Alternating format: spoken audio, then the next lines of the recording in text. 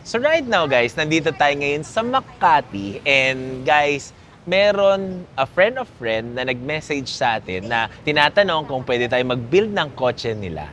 So ngayon, hindi ko ba alam kung okay ba kasi parang I'm doing this for fun lang naman pero some people appreciate your build.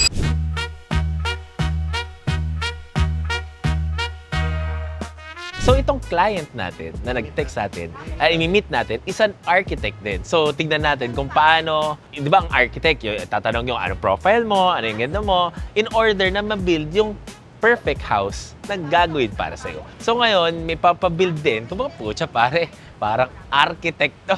Architect ng sasakyan. Para sa akin, kailangan na natin i-build accordingly sa ano and treat them as parang binibuild ko sa sarili kong kotse. Tignan natin kung ano yung gusto ni boss and anong kotse at anong build ang gusto ni boss. Abangan nyo, it's a real and it's a vlog itong gagawin namin na series na to.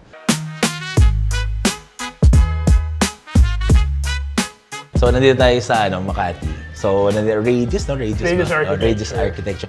Pare, ang ganda ng office. Ganda yung mga office na inspiration. Bakit mahilig sa laro si boss, oh. Hindi kasi kailangan creative mga tao. Tsaka, Correct. Galing. Para always, yung energy hindi nakakaantok dapat. Correct. Yeah. So, yun. Parang sarap magtrabaho sa mga ganito, Julius. Dapat ganito opisina natin. Kasi binibuild namin yung office namin ngayon, boss. Okay. Gas or diesel? Gas. Gas. So, takbo mo kung good naman. Marami lang siyang minor scratches, pero I think mabilis naman ayusin lahat. Ganda na ng interior kasi actually may Prado din ako dati. Okay. 2011. Okay. Hindi ako magkamali. 2011 diesel naman. Pero ang pinagsiyahan ko nun, dapat hindi ako nag-diesel.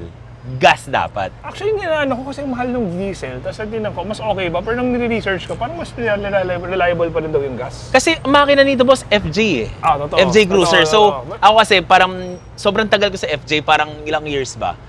Since 2019? Pero may kids ka na. May kids na ako. Kaya mahirap. Yun yung parang kung may tao ka, may kasama. Usually kasi boss, pag lumuluwas ako, dalawang car. Isang van at saka isang FJ dati. Pero kasi, in today's parang hindi na, sobrang mahal Gusto na. mo magkasyahin akong kaya. So kung pwedeng sabi ko nga, at least, pwede nang di ba? Okay. May mga minor lang naman na So ako, gusto ko naman yan, syempre ayusin lahat. Linisin natin. Pero ako sa cars, hindi rin ako ayoko siya sobrang grabe. Kumbaga Since parang, kasi itong vehicles na to, itong color ng kotse, yung mga kotse na itong graphite is primarily used ko sa office. Correct. Kasi lahat ng, parang kayo gumawa, purposeful, bahay, correct. not overly done. Correct. Sakto lang. Kaya yung titignan ko, sabi ko, parang okay naman itong 5-spoke na lakayan na lang. 2, 4, tama. Actually, parang yung mga ganito, usually parang Australian look lang eh. Lilift lang natin, tapos lagyan natin ng gulong lang, parang ganyan. Para stock lang, pero parang hindi siya ganun na stock siya, parang ganun. May actually, hindi ko pa alam. There's something, parang kasi ang pag nagbibuild kami ng car, mas gusto ko na parang it's a regular car, pero pagka ginamit mo, parang may iba. May something, parang ganun. may character siya. Correct. Kumbaga may labas yun, pero dito, hindi ko rin sure ano pa yun. So pero parang, kasi bahala na, tignan natin anong. Pero ang purpose ko is, syempre pagagamitin minsan ng mga architect ko sa office. Correct. Site. Kasi bala ko talaga to eventually, by siguro sometime, pagkatapos natin for end of the year, papadala ko talaga sa El Nido. El Nido. So gagamitin mo na dito? Yes, kasi may property sa Port Barton tsaka sa El Nido. Tsaka syempre pupunta ang luwas ka Puerto eh. May 200 kilometer ka na flat. Correct. Biglang off-road. Correct. So sabi ko, hassle to.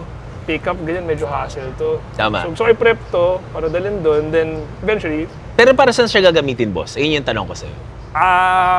For daily, na... Siguro, kasi to, mangyayari na to ngayon, for now, is the office talaga. Office muna. Kasi minsan, pag nagsa-site, Tanay, Rizal, Punta Fuego, minsan, hassle talaga eh. Correct. So, okay na to. Eventually, kung ano yung build natin dito, applicable na rin dun sa Palawan. So, parang ganun yung bala ko. Same lang naman eh. Parang Concept. office car, pero tama. gagamitin nila kasi usually yun si Jaime, driver, Correct. saka yung mga architects, sa Correct. biyahe, Correct. balik. Correct. So ako okay na yan, ako na bahala sa kotse. Tama. So, gusto ko Grabe, lang- gusto ko yung shop car ni boss, Prado pare. Hindi, parang sa office eh. Sinasabi ko, Office yung car, mga- office car na. Hindi, kasi kahit yung equipment sa office, hindi man kailangan brand new lahat. Correct. Pero you buy the branded na, parang alam nila. Correct. Kasi pag ginagamit mo, alam mo yung quality sa Correct. Tama. Siyempre, paano mo sabihin sa client Gets ko na. ano ka? Mahal ka, tapos parang premium yung tapos parang... Kasi gusto mo yung comfort. Correct. For the purpose. Correct. So ako gusto ko lang totally i-package lahat ng same ethos. Packaging, kumbaga sa Same ethos, same principle, correct. same philosophy. Tama. Pwede apply sa kotse, sa bahay, sa buhay. Tama. Gusto ko yun. Pero gets mo ikaw, siguro paano ka bumili ng LC mo? Ganun din naman yan. Correct. Tama. May sarili kang mo sobra. May sarili kang parang gusto. Parang ganyan. Kumbaga yung sariling taste, ayun yung parang binibili mo when it comes para sa bahay, building bahay. Correct. Diba? Parang, ito yung style na gusto ko eh. Diba? Kumbaga sa pictures na lang, boss.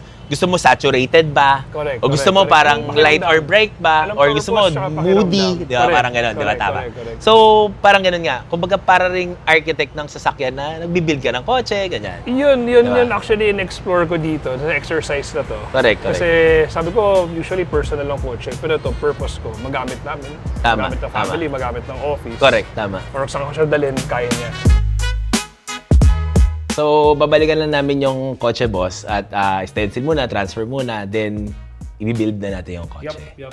So, parang mali. Tayo na budol, Julius, Parang, nagtatanong lang si boss ng parang tayo magpapagawa ng So, boss, maraming salamat sa time salamat. Abangan nyo yung Prado natin. Prado ni boss pala. So, yun, tara. Prado ng office. Yan, tama. So, tara. See you on the next day. Let's go.